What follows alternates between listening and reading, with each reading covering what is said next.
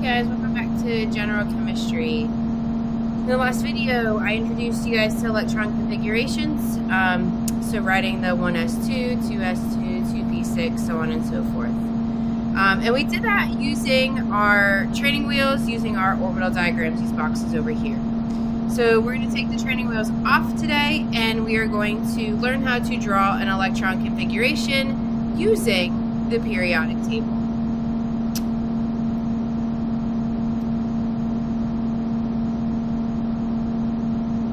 All right, so here's the periodic table from your textbook, and it shows a few different things that I want to talk about.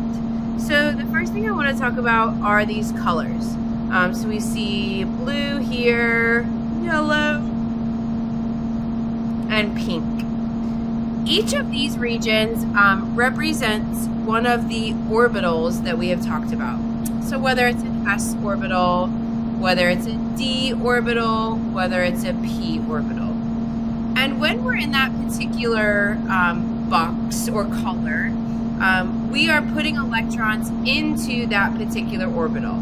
So when we're over here in the blue section, electrons are falling into the s orbitals. So we could connect that to, it's filling in here, and here, and here, and here. When we're in the pink over here, we are filling in the p orbitals. So we would relate that to right here, and right here, and right here, so on and so forth. And then lastly, when we're in the yellow, we're filling in the d orbitals. When we read the periodic table to determine an electron configuration, we read it like a book. So how do we read a book? We read from left to right, so we read straight across. What happens when we get to the end of a line in a book? Where do we go? We go back to the left and we go down a line. So left to right, left to right, left to right. So we're going to read this periodic table exactly like we read a book, nothing different. Okay? All we're going to do along the way is we're going to write down where we're putting electrons. So let's do the electron configuration for, let's do a simple one here. Let's do phosphorus. So let's do the electron configuration for phosphorus, okay? Right here are what we call periods. Periods are also referred to energy levels. So as we're reading our book, that will tell us what energy level we're in. So the first thing that I come into contact with is the number 1, so that's what I'm going to write. The next thing I come into contact with is a blue box, and that blue box tells me I'm putting things into an S. And then now I just need to count how many electrons are going into the S. 1, 2. And now that's full. It's done. Okay. What's next? We go to the next line. Oh, there's a 2. I'm in the second energy level. Oh, I'm filling up a blue box. That's S. And how many are we putting in there? 1, 2. Then we go across. Ooh, we came into contact with another color. Well, we're still in the second energy level. And now what color are we dealing with? We're dealing with pink. That's P. Okay. And now we determine how many electrons go there. 1, 2, 3, 4, 5, 6. 6 electrons. Now it's full. We go to the next one, and we keep doing this until we reach our destination. So we're almost there. So I come into contact with the 3, then I come into contact with a blue box, that's S, and I'm putting 1, 2 electrons in there. I'm still in the third energy level. I come into contact with P, and my destination's here. So I'm going to put in 1, 2, 3 electrons, and that's my destination. So P3. So that's the electron electron configuration for phosphorus using the periodic table as our guide. What I want you guys to do now, I want you to go ahead and do the electron configuration for calcium. So go ahead and pause the video, work out the electron configuration, and then I'll catch up with you on the other side.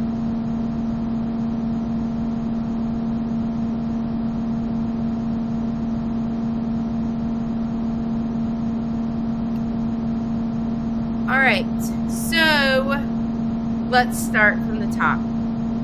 We've got first energy level. We've got the S block. We're putting 2 electrons in there. That's full. Then we come into contact with 2S, and we're putting 2 electrons in there. Then we're still in the second energy level, 2P. We fill that all the way up, so 6. 3, third energy level, we're in the S block. We fill it up, 1, 2. Now we're in the third energy level still, filling up a P orbital, that's pink, and we put 1, 2, 3, 4, 5, 6.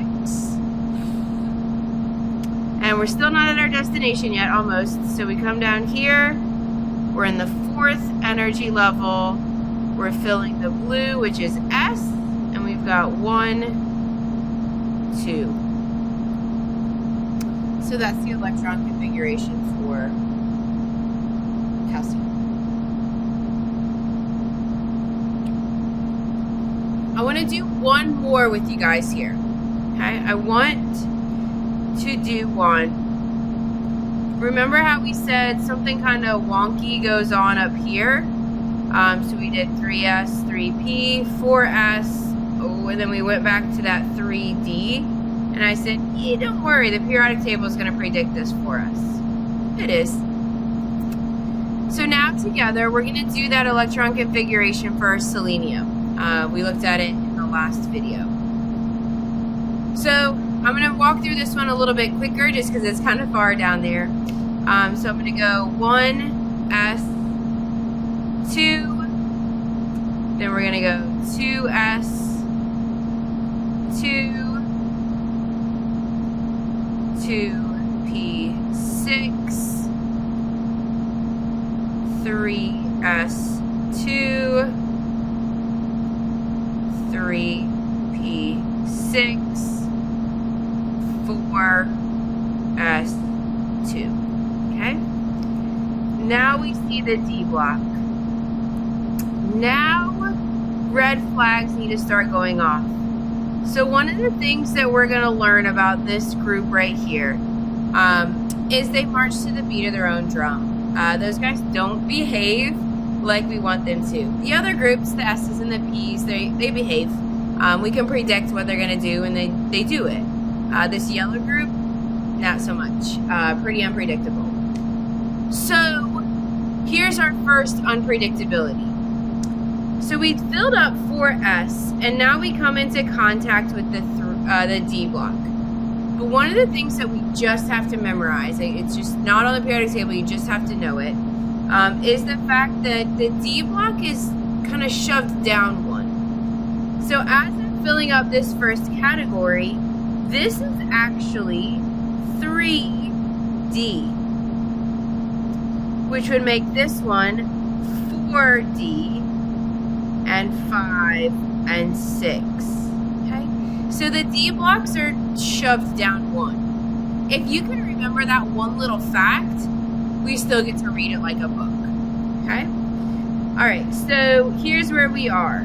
We filled up our 3P, we came down here, we did the 4S. Now, the next thing I'm going to write is the fact that I'm filling up the D block. And I know that this is going to be 3D. Okay?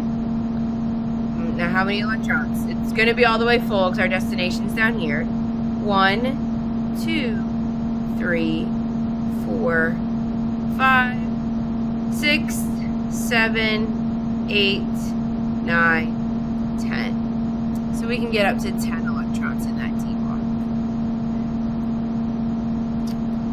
Now we go back to the predictable guys, blue and pink, super predictable. Now we go back to the pink guys. These guys behave like they should, so we're in the 4th energy level.